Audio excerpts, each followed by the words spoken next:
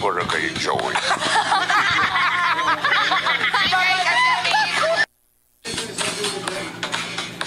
Ito daw para kay...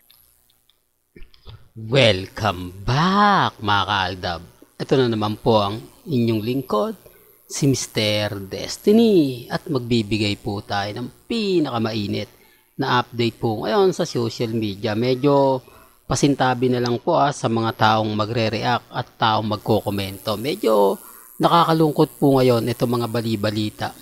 Kung mapapansin nyo mga kaaldab, ang dami po ngayong komento ang pagbabalik nga po raw ng teleserye o kalye-serye.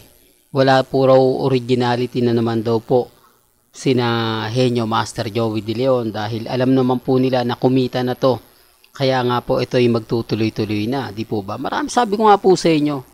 Kaya nga po gusto nilang mawala ang Aldab Kaya nga po gusto nilang kumbaga mawala si Mengay dahil ito nga po talaga yung ipapasok nila. Saan nga po ba nakakuha ng maraming update etong EAT?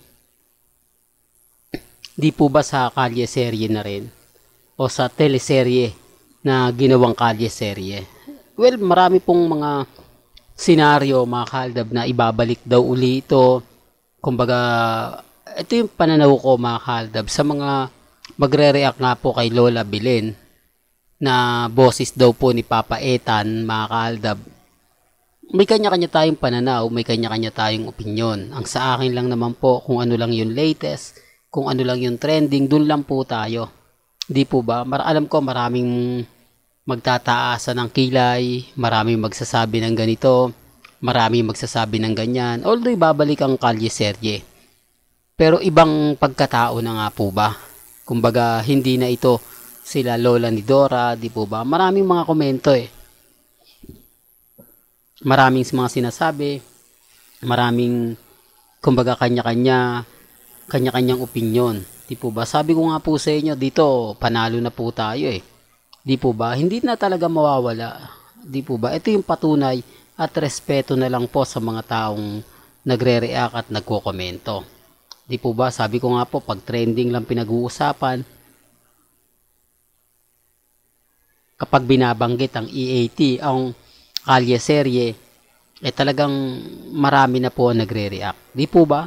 Pero bago tayo tumuloy at pagpatuloy itong mainit na update po natin, kung bago ka lang sa channel na to, at isa kang true-blooded Aldab Nation na nagmamahal po kila Mengay at Isoy, tama po ang channel na pinuntahan mo, kaya consider na po kitang bagong subscriber. At huwag mong kalimutang i-share ang mga video po natin sa mga mami, sa mga titas, at sa mga senior. Remind ko lang po sa mga nambabash ngayon, sa mga nagre-react ngayon, na sa ginagawa nga po nila Henyo Master Joey De Leon at mga EAT Dabber Gods. Common sense na lang po lalo na po sa mga ina-update ng iba. Wala pong pilitan.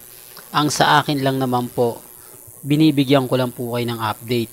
Di po ba? Pabor man po sa atin o hindi, kailangan alam din po ninyo. At talagang matik na yan pagka teleserye yung pinag-uusapan o kaya kalye-serye, Aldab po talaga. Kaya nga po, remind ko po sa inyo, kaya nga po walang update kay Mengay Siguro gagawa sila ng bago. Gagawa sila ng mas matindi pa. Di po ba? Kaysa dun sa nauna. Kumbaga ito po yung part 2 na kung saan nga po ba marami na daw pong magaganap na pagbabago, etc. etc. Sabi ko nga po sa inyo, dyan po sila nagsimula. Dyan po talaga unang umangat at talagang pinag-usapan ang EAT sa mga lolas. Pero ngayon, iba na. Parang isang lolas lang muna yung lumalabas. Di po ba? Malay nyo, bukas sa makalawa, makumpleto na yan. Di po ba? Ganyan po maglaro ang EAT. Sabi ko nga po sa inyo, naghahanap sila ng mga makabago, naghahanap sila ng mga i-update, kumbaga para gumanda. Di po ba? Pero gaya ng sinabi ko, hindi po talaga mawawala yung mga lolas na ganyan. Hindi po talaga yung mawawala pagdating sa EAT. Yan po yung napaka-trademark na kung saan nga po ayaw pagaya. Hindi po ba? Kasi baka unahan nga po raw ng Eat Bulaga tape yung mga ganyan. Kaya nga po naandyan pa rin sila Jose, Wally, Paulo para gumanap ng mga lolas. Hindi po ba? Pero gaya ng sinabi ko, depende to, depende sa mga magre-react. Siguro umani na naman po na napakaraming issue, umani na naman po ng pinakamaraming mga batikos pagdating po sa social media. Hindi po ba? Basta ako, chill lang. Kung ano lang po yung nababalitaan ninyo, nakikita ninyo, napapanood ninyo, okay lang yan. Ang importante lang po, maging updated po kayo. Ano man po yung mga nababasa ninyo, napapanood ninyo, napapakinggan po ninyo, lalo na po ngayon sa EAT. Yung iba lang po kasi affected. Hindi po ba? Sabi ko nga po sa inyo, walang iba maaalala kapag dumarating si Lola. Hindi po ba? Si Menga yung tipong malakas mang inis, malakas mang Alaska. Hindi po ba? Pero matutuwa yung audience. Sabi ko nga po sa inyo, kung titignan nyo naman po at susuriin Hindi po ba? Ganyan po kahusay si Mengay sa mga punchline. Kaya kita nyo pag wala si Mengay sa barangay, medyo sa EAT, medyo matamlay. Hindi po ba? Kasi yung punchline na gusto nilang mahanap, lalo na kay Bossing, kay Joey De Leon, kay Paulo, parang kulang.